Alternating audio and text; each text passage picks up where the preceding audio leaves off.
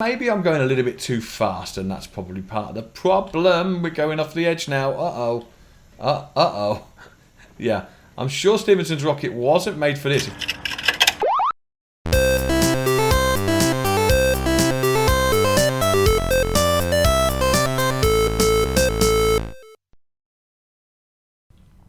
Hey there guys, Spexy here, welcome back to Retro Specs. Now today I am sitting here on this train because this video is all about trains. And first of all I want to show a few that I found on the workshop, starting with this one. Now this is by GamerThinksHeCanGame, and it is a pretty cool steam locomotion, and it is piston powered. Now if I get my connection tool out, you will see that most of these are absolutely free bearings. The piston is powered by a timer, and that is connected to a sensor. Let me lift it up and show you how that kind of works. So it's got a beam that turns around here with a suspension which can go through things. This has no collision. And then when that turns around, where is it? There is somewhere here. There is a sensor bar. Let me just get the connection tool out. There is a sensor, and that is tripped by these things spinning around, and they dictate by a timer here how the piston goes in and out. Now, I'm not exactly entirely sure how it all works, but it does, and when I drop it off the lift you will see what I mean. So as soon as you drop it off the lift, it starts to go in a forward motion, and that is the way that it is set up. So you get on, you get rid of these stilts, and you should start going forward. Now let's just test that out. So jumping on then, we can zoom out a little bit here, press the 1 key to take the stilts up, and we should start going forward. And yeah, it works no problem. Now it does have steering, and he's using a suspension glitch underneath for the steering there. Oh, we're gonna get behind this one. Yeah, we're fine. And yes, so it can steer, but you can't see any steering going on, and it cannot go in reverse. Now this is the biggest problem with it. Now it can, by accident, if I press the 1 key and then press it back off again, sometimes, though it probably won't do it now on cue that I want it to, but let's just try again. Sometimes it will drop off and actually go in reverse by accident. There you go. Absolutely did it as I wanted it to. There you go. It goes into reverse. Now this is because you cannot successfully predict which direction a straight piston is going to go. Now Khan did look at doing a different style of piston sort of engine and gears for a train to get them to work in reverse and forward, and he kind of found that there was a way of doing it following a different engineering method to getting the train wheels to go round. Now this was used in real steam locomotion. I can't remember what it was called. Go and check out Khan's video on his steam locomotion if you want to find out more about that, but there is a way of actually doing it by having a separate set of gears which can then change the angle of the piston and the direction that it travels in. So yeah, all pretty cool. I love this though, it is a pretty cool design. GamerThinksHeCanGame, go check it out on the workshop, it is available there. And let me just grab this and get rid of it for a second. And let's move on to the second one in today's video, and that is going to be this one. Now this is by PawelJur PL. This is another steam locomotion, as they all will be today. It powers by these pistons here, which turn this rod, which has a gear on the end, which then needs to slot into this cog here, which then decides which direction the wheels turn round when it then goes on this cog here. So it all kind of links together. Now there are sensors here as well. Again, I'm not looked into exactly how this works, but I get the basics of it. So one button will initiate the cog and actually lock it into place, and the other one will change the direction. So let me just show you what I mean. So button 1, let's just press it, will put the cog into position, or the gear, there we go. But unfortunately, it's trying to go forward and it can't. So let's just press the 2 key, which will then turn it into reverse. Now I can press 1 again, it will take the arm off there and the gear releases the cog, and yep, it doesn't work at all anymore. Pressing the 1 key locks it back into place, and it is still going in reverse. Now if I press the 2 key again, it will then put it into a forward motion simply by changing the direction of that gear. So you can turn it from forward to back and vice versa, and that is how that one works. Pretty cool design though. I am absolutely loving the look of this thing. All the pipes and the valves and everything on that. It's pretty cool. So let's just decouple that gear for a second. There we go. Let it free run. Let's just jump out of that one. Yeah, pretty neat design, Pavel. I like that. I'm guessing you're from Poland. with a name like Pavel and the PL, I'm guessing. But yeah, pretty cool design. Probably the most unique steam engine I've seen on the workshop so far. I really, really like this one a lot. So moving on then to our next one.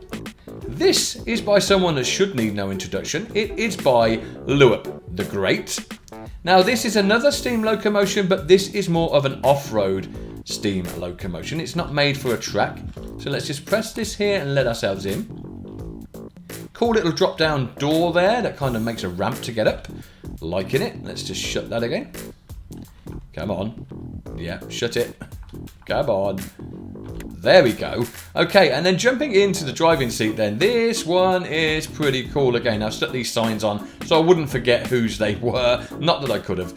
Now this one doesn't transform. I know everyone expects that Luap will make transforming characters and transforming vehicles, but in this case it is a train and a train alone. Now it is again a piston powered train, and you can get it to go in the forward motion by pressing the W key. However, trying to get this thing in reverse doesn't work. It doesn't go into reverse, or at least I can't get it to go into reverse. Now pressing the 2 key, we'll put on the lights there. Pressing the 3 key, we'll bring up this coupler system at the back, which means you can lock it into trailers and things like that. I haven't seen if he's got trailers on the workshop, but the fact that he has a coupler suggests that he might have. So yeah, that's pretty cool. And then yeah, this thing can just drive along. Now this is based more like a car, which is why I said it's off-road train, and that is because the front wheels here, as you can see, they actually steer, and that is what turns this thing round. So no need for suspension glitch steering in this one. It actually uses real steering, but obviously trains don't do that. So I want to explain to you exactly how trains do turn on tracks, because obviously there are turns in tracks. How do they actually do that? Okay, so let's for a second think how a car does it. Now, aside from the steering where the actual wheels turn, there is another way that a car helps turn around a corner, and that is by differential. Now, differential steering works on the basis that one set of wheels on one side go faster than this set of wheels on the other side, and thus push that side round faster and turn it in the other direction. So, at the moment, both these engines are set on the same speed, and as you can see, I will travel forward in a straight line. However, if I was to change one of these and put it up to the highest speed, watch what happens. I start turning around in a circle, and that is because the wheels on the left hand side are going faster than the wheels on the right hand side, and we can do that in reverse and it will do exactly the same thing. Let's pull those down there and put these ones up, and we will start going in the other direction, and there you go. That's because of those wheels are turning at 2 different speeds. Now obviously trains have curves in the tracks, but they don't have wheels that move at different speeds. So how does a train actually go round corners on the track? Now I have 2 things to show you to demonstrate how a train actually does it. Now this one here has bigger wheels on one side than it does on the other. Again, obviously trains don't have that, but see, the bigger side will go round much more of a diameter, which obviously means it's covering more ground, travelling at the same speed as the wheels on the other side. The smaller wheels can't travel as far at the same speed, so therefore it starts turning around. Now again, trains don't have big wheels on one side and small wheels on the other, so that obviously wouldn't work. But what trains do have is beveled wheels. Now to demonstrate what I mean by that, I've got these hugely beveled wheels, which I've kind of made here to demonstrate. I've had to put a bit of weight on this as well. I've created a curved track and I've put some thrusters to keep me down on it. Now as you see, the wheels are beveled, and if I move forward, it will start to move and shift across the rail. So on one side, the diameter of the wheel is getting smaller, whereas on the other side, the diameter of the wheel is getting bigger. And that is causing it to turn, much like the way we had it with the one wheel bigger, one wheel small. So yeah, it kind of works in the same way. So because this isn't a perfect cylinder, it has a larger inside and a smaller outside. It rides that rail and makes it have smaller and larger wheels effectively. And I broke it, but I think you get the gist. So trains obviously don't have these massively beveled wheels like this, but what they do have is something that looks a little bit like this. Now these are by Grego. They've been released for a long time. They're now part of the mod pack along with Durf and MJM parts.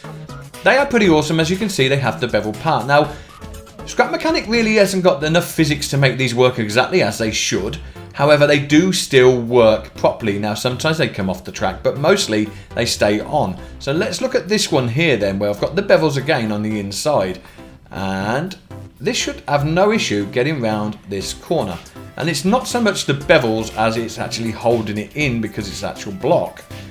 But it does work, and that can keep these things on the track as they corner. So yeah, there you go. That is how a train does it, and that's how you can actually do it in Scrap Mechanic. So all pretty cool stuff. So moving on then to what I've got to show you today, my build of the day. Well guys, isn't she a beauty? This is the Rocket, or Stephenson's Rocket as you may well better know her as. Now, Stephenson's Rocket, the original, was invented in 1829 by George Stephenson and his son Robert Stephenson and a friend Henry Booth. Now, it was developed as part of the Rainhill Trials, a set of trials made to find suitable, reliable and speedy transportation to carry passengers long distances. Now, there was already freight trains before carrying coal and slate and other things, but this was the very first concept for a passenger transportation, and what an awesome thing it was. It won the Rainhill Trials and it set its name in history, of course. Well known for its angled pistons here, the huge chimney on the front there. Yeah, definitely an iconic design. Those of you that know trains cannot possibly not know Stephenson's Rocket. It is awesome. Well, I've tried my very best to replicate this as authentically as I can in Scrap Mechanic, and I think I've done a pretty decent job considering. Now let me just show you quickly around this thing. Now I'm using the Grego parts for the wheels here that you find in the mod pack. So yeah, that works quite well. However, the front wheels here are used as part of the Axolot Crazy Wheels pack, and the other one there is part of the Legend mod. Now yeah, all works pretty awesomely and works as you'd expect. The only thing is, as we talked about steering, I can't get this thing to really go around corners because there is no bevel wheel for a wheel this size on the front. Now I haven't figured out a better way of actually getting it to do it, so for now this thing only works on a straight. However, these wheels at the back here would be ready to go around corners. These front ones kind of let it down, but they are part of the iconic design, so I had to keep them in there. So looking then at this angled front beam here and the pistons, how did I actually get that? Well, I did it using bearings here. So it starts off straight and drops into an angle, and to show you what I mean, let's use this one over here.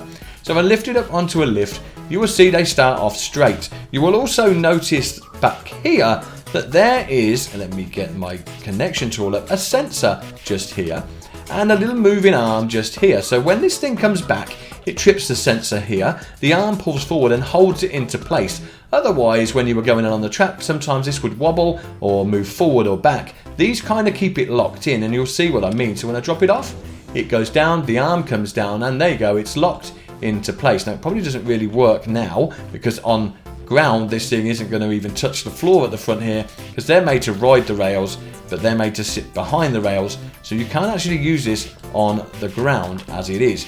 As you can see though, I can demonstrate how the pistons work.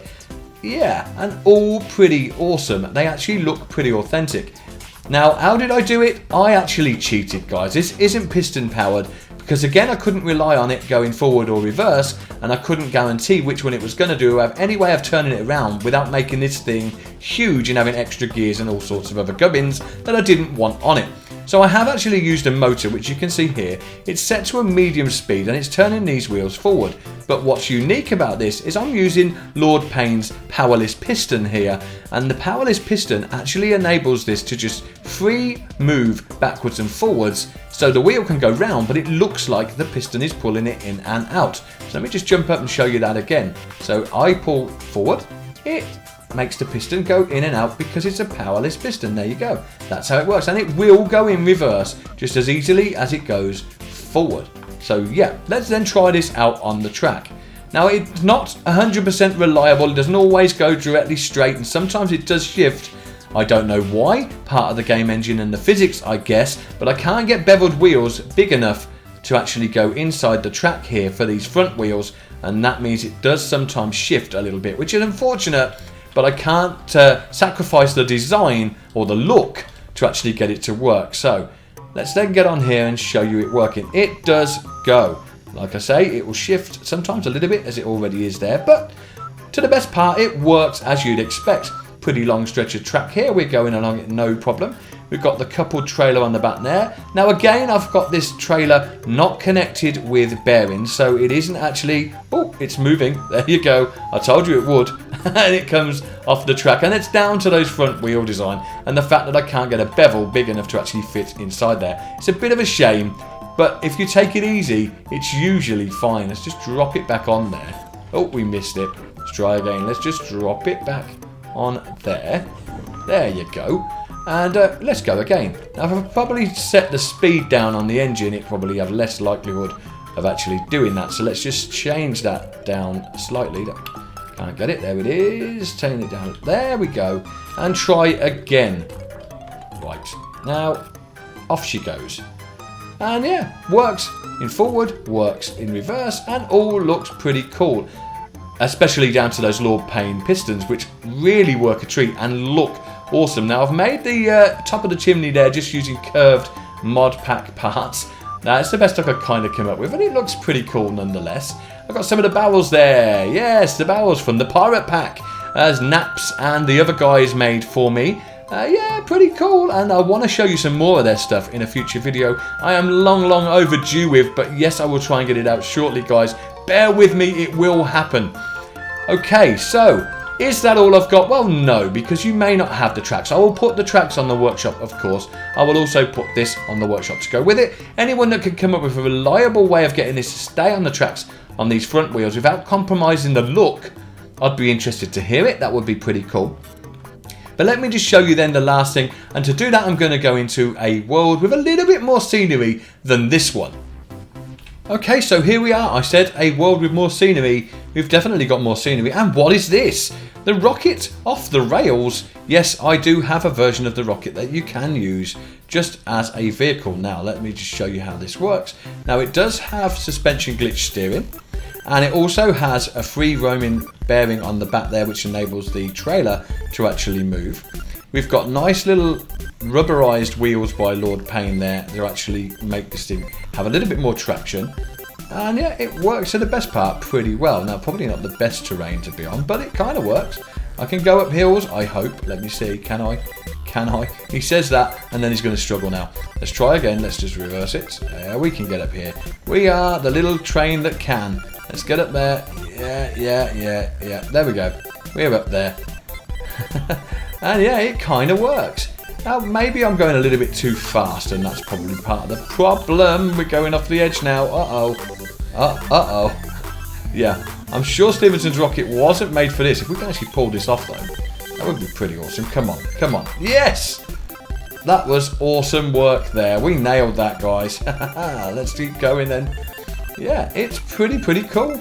I probably could slow it down a bit though. I think that's probably what part of the problem is. On a flat world, this was working a lot better, but now it's kind of a little bit jerky. Let's see if I can slow it down just a tad, and we might find it actually works a lot better. But that back carriage is kind of flipping out a little bit, and I don't like it. Okay, here we go. And yeah, there you go. It kind of works, and we can just travel around our world like a little car, I guess. It's using suspension glitches under here, as you can see, to actually aid the steering. And yeah, you can use this as a normal vehicle. You don't need the tracks. So I hope you enjoyed this video. A little bit of a history lesson and a lesson on how trains work on the tracks. Sorry if you guys don't like that, but hey, there you go. And yeah, I hope you enjoyed this video. If you did, as always, why not spank the hell out of that thumbs up button. And don't forget to subscribe for more retro specs. And until next time, see you soon, and bye for now. Choo choo.